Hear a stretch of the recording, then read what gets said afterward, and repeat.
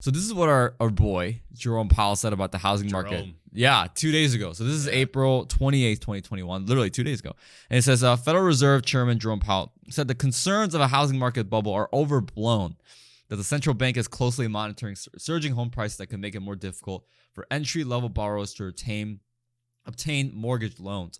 So it's pretty much saying, like, that's what it's saying, the whole thing, like the whole article, right? So I'm not going to bore you with this one, but here's my concern for that one. It's like, if he thinks that there's no housing bubble, why is the Federal Reserve purchasing $120 billion worth of bonds every single month?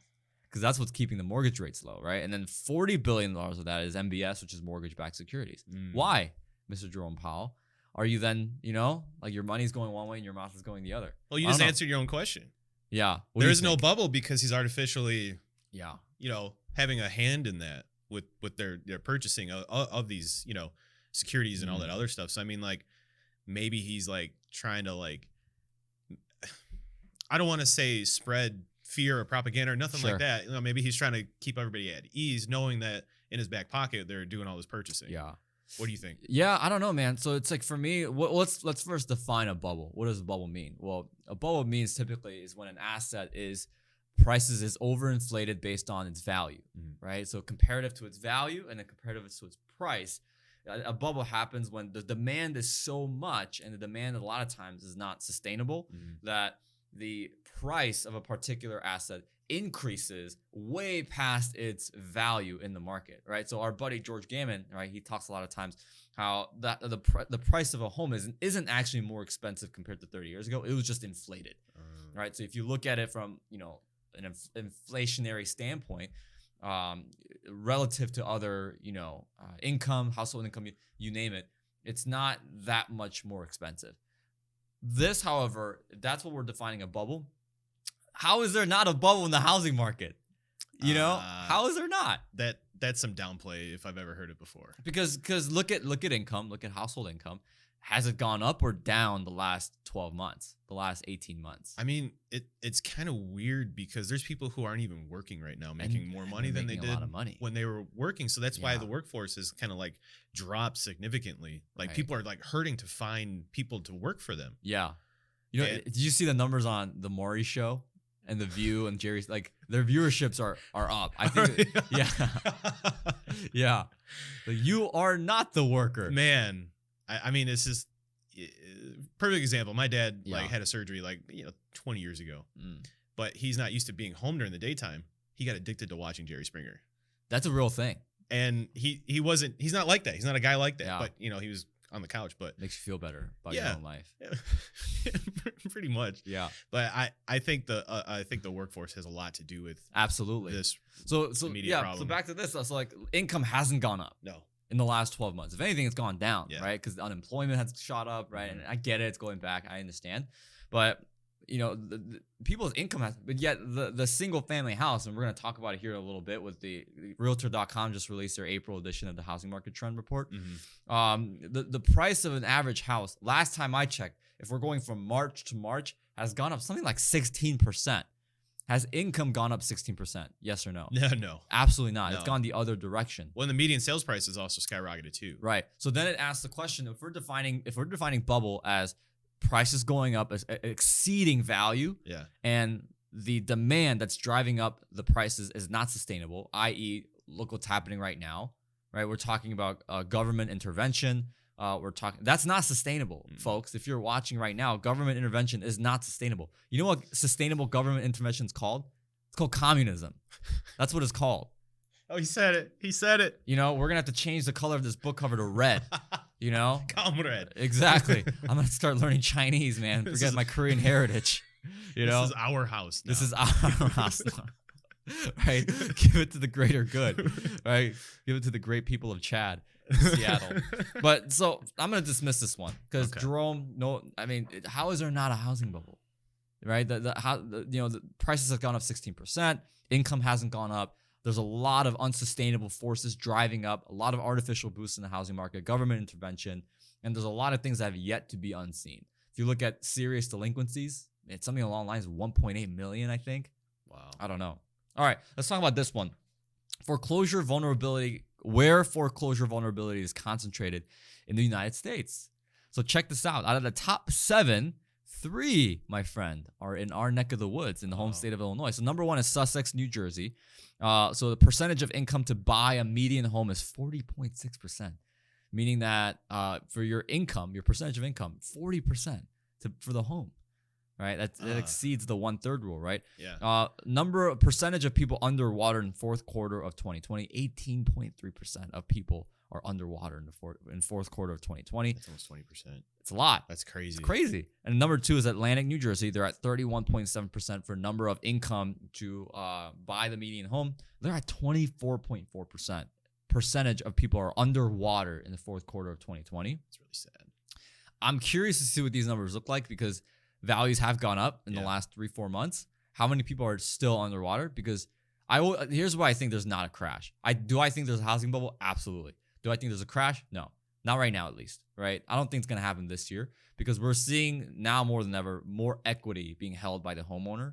So it seems that like people are not pulling money out of their homes. People are actually keeping equity in their houses, and people have more equity in their homes now more than ever, which granted, a lot of that has to do with because housing prices are so high, values are so high. Oh, yeah. It balances it out. Yeah, right, exactly. Right, okay. But, it is what it is. Number 3, McHenry County. Why is McHenry County significant to you, Nick? It's because that's where I live, folks. Yeah.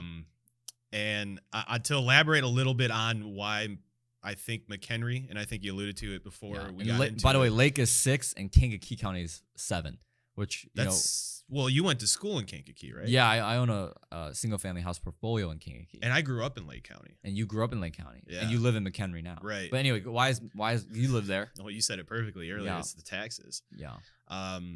So I got my tax assessment because we've only been in our house for about a year. Mm-hmm. I think we bought the home at like $345,000. It's a nice home.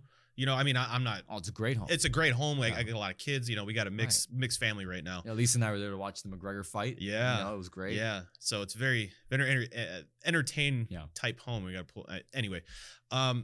So we bought the home at $345,000. They assessed it, I think, like $433,000 this year at our tax assessment. So and then yearly. I mean, I think some people who don't live in Illinois, their jaws are going to drop when I tell you how much we actually pay for taxes. $13,000 a year. That's insane. That's like some people pay rent for that amount of money that we pay in taxes per month. Wow. And for what reason, I don't know.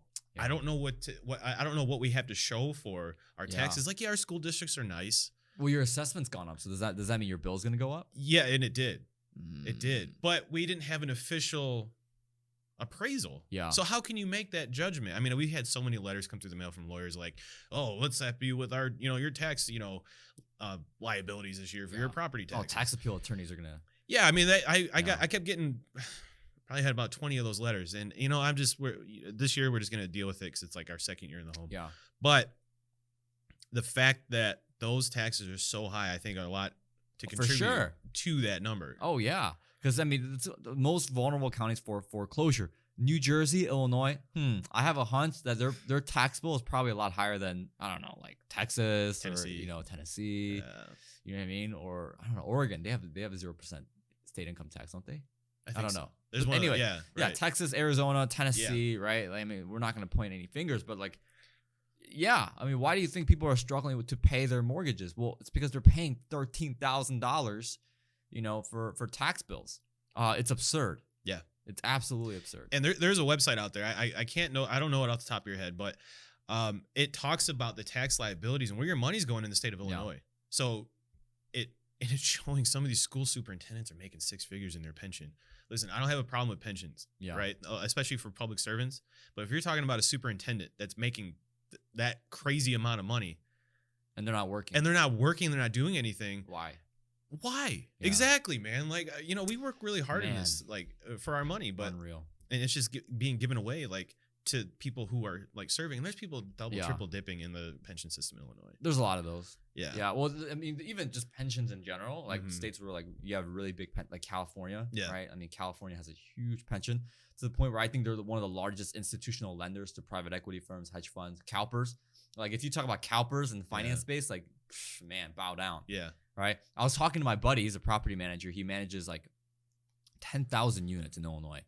And I was my wife and I, we live in an apartment, and the electrical, when you shut the light on, it turns the fan on too. Right. So I remember asking Jason, right, my buddy, and he's like, hey man, why is it that for our apartment, why is it that like when Lisa and I turn on the light, it also turns on the fan? Like, why can't they make it separate? It's annoying because, you know, a lot of times I stay up a lot later than she does. Yeah. And, you know, when I need to like take a shower or before I go to bed, I don't like turning the light on because it makes it. So do you shower in the dark then? Yeah. Right? something our YouTube viewers have learned about me. But it's just, you know what I mean? But it's like, I don't want to wake her up. And she's such a light sleeper as it is. So I asked him, like, why do they do that? And is it to save like on mold, right? Like, it doesn't get moldy? Like, that's what I thought. And he's like, no, they do it because in order for you to make it separate, you have to hire union electricians. And they don't do that. In order for you to do that, they're going to charge you $30,000 more for that project per building. And the complex we live in, they have like 20 buildings. So like, so it's a big development. Pretty big bill. Yeah. You know, so it's like they don't do that because pensions. At the end of the day, union, they have pension funds. So like we don't hire them for that exact reason. So it's unreal. You know what I mean? It's absolutely unreal. Yeah. Any final thoughts on McHenry County being number 3? It's a nice place to live. I like it. I enjoy raising my family there. Yeah. But at what cost? At what cost? That's what I'm still trying to wrap my head around. Yeah. All right. So let's wrap this up really quickly. So April 2021 monthly housing market trend report. So I'm just going to spew off some numbers. Okay. For myself, you, and our people listening, because your time is very valuable. You're probably in the car driving from work to home, and this is like your cool off stage. Yeah. Let's cool it off. Enjoy your weekend, right? It's going to be 80 degrees here in Illinois. All right. Get this. The national inventory of active listings, declined by 53% over the last year, while the total inventory of unsold homes, including pending listings, declined by 21.9%. Newly listed homes on the market are up 32.6% nationally compared to the onset of COVID-19 pandemic a year ago. Here's what I find really interesting, right? Nationally, the inventory of homes actively for sale in April decreased by 53% over the last year, a slightly higher rate of decline compared to a 52% drop in March.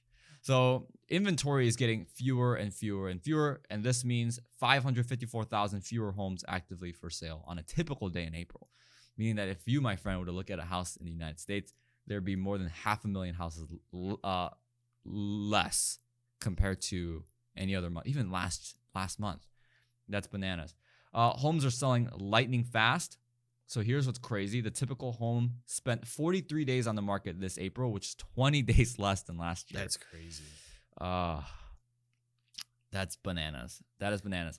The median national home sales price active listing grew by 17.2%, meaning that the listing prices are going up. And it reached 375,000 in April, which is higher than last month's growth rate of 15.6% year over year.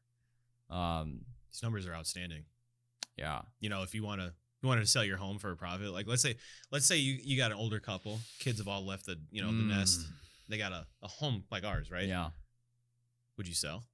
Yeah, I would. Would you sell them? 100%. But the problem is you got to find a house now. Well, that's why Lisa and I are still renting. Oh, okay. I mean, I kind of saw this coming. Yeah. You know what I mean? You predicted it. So I predict these things. Yeah. So I was just like, yeah, I don't think it's a good time to buy, honey. And she's like, all right, I'm cool. You know? All right. So the last one, our buddy President Joe Biden, my bad, called for so you remember the $15,000 tax credit? Yep. It is now officially a bill as of 3 days ago. It is now officially a bill. And this would pretty much provide a tax credit for first-time home buyers up to 10% of the purchase price or $15,000.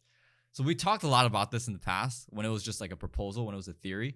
And I made the claim that this is like giving heroin to somebody who's trying to recover. There's already so much government intervention as it is in the housing market. This is going to boost up prices even more, almost to a point where it's extremely unhealthy. This right here for me is the final straw that's going to create the bubble. Like this is going to be insane. So you're saying the president has like a needle right now to that bubble? Probably. And it's going to make it even bigger. So like imagine if you're blowing up like a water balloon and you're using those little, you have 3 kids, so you've done this a lot, right?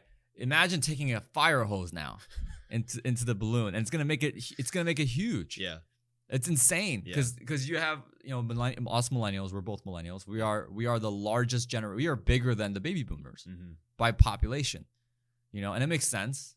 Because technology and all this stuff but we are now we're continuing to enter the housing market as first-time home buyers. We're continuing to do that. So not only do you have record number of first-time home buyers, now you're arming them with an additional $15,000 tax credit. Additionally, on top of that, in an already historically high housing market, at a very record low inventory housing market, I don't know, man. What do you think? I got my take on it, but I want to hear your thoughts. This is my take on it, and it may not be very popular. I try to give people the benefit of the doubt, but here it is. So President Biden is like that dad that was never there, but then he shows back up when you're 16 and tries to buy your love. He's trying to buy our love right now, folks. Uncle Joe is trying to buy your love right now. Tickets to the carnival. Let's go, kid. I'll get you a car. Come on now. I'll pay the first 6 months on it, and then you can take care of the rest. Wow. You know what? That's so true, because how often do interesting case study. This actually what happened in Venezuela. So the leader of Venezuela, Cesar Chavez, I think. Julio Cesar Chavez. Yeah, the boxer. I apologize, folks. I don't know who the name of the actual. Madero? I don't know. Those names that were thrown. Okay, I've heard. Right. Yeah. So that's what happened with Venezuela. So they had these social programs, and they would print money, and they had a huge inflationary problem, similar very much to what Zimbabwe had. But Venezuela had a huge inflationary problem where they would print money to continue to fund social programs so that he could stay in power through vote. So you try to win over votes. And I don't know, man. History tends to repeat itself. It tends to have patterns. Here's my take. If you want to make it easier for the first-time home buyer, why are you issuing a tax credit to the buyers? You're already driving up pent-up demand that has already boosted. Why not increase inventory? Why not increase supply, right? It's basic economics. You have supply and you have demand. If you're going to make things better, if you want to decrease the price of the supply, if you want to make it easier for people to buy homes, why build up the demand? Why create a stronger buyer pool? I know why. Why? Because it's an emotional response. Absolutely. It's not a logical response. It's an emotional response. And what do people vote on based on? Emotion or logic? Emotion. Yeah. I would argue if everybody voted on logic, I would argue that this past election, different outcome, huh? Yeah. Am I allowed to say that on YouTube? I think you are, as long as you don't name drop. Okay. But I would argue if everyone voted on logic, I think the election. But everyone doesn't have to vote on logic. It's what makes us human. Right. We need emotion. We're emotional creatures. We are emotional creatures at the end of the day, right? We buy on logic and we buy on emotion. We justify with logic. So here's what I would do. If you want to ask my opinion on fixing the housing market, instead of driving up buying power and building up the demand when it's already pent up, increase the supply. Make it easy. If you're going to do a $15,000 tax credit, which, by the way, that bill is going to be in the hundreds of billions. Because if you think about how many people are first-time home buyers, I know for sure if Lisa and I entered the housing, we're first-time home buyers. Right. Everybody around your age is. Yeah, 100%. You know what I mean? Like, we never took out a loan. We never took out a mortgage, right? Now, I wouldn't. I would use a purchase HELOC, right? But Lisa and I would be first-time home buyers. Every single one of my buddies that are around my age, in like mid to late 20s, every single one of them be first-time home buyers because right now they all rent. So you're talking about millions of people entering now armed with $15,000. So let's say there's a let me be conservative. Let's say there's 500,000 first-time home buyers that's going to take advantage of this program, right? Do you have a calculator on you? Yeah, I'll grab it. So let's do 15,000 and let's multiply it by 500,000. It's 7.5 equals 9. So you broke my calculator. So that's 9. Okay. So I don't know what that number is. Sorry, I can't. If you turn it sideways, okay, let's see. We gotta turn it sideways. Turn it sideways. Okay. Oh yeah, you're right. All right, so that's 7.5. That's a lot of zeros. Billion. Okay. $7.5 billion. Jeez. Right? That's right. Insane. You didn't need a calculator. Right? That's insane. So you know what I mean? That's crazy. So then when we double that, right? So that's 15 billion for, that's insane. And we're already spending a lot of money as it is. A lot of money. A lot of money as it is, right? So for me, it's just like, why not give tax incentives? Why not give that $15,000 to each developer that's building one house, right? So if you're building one house, congratulations, you get a $15,000 tax credit.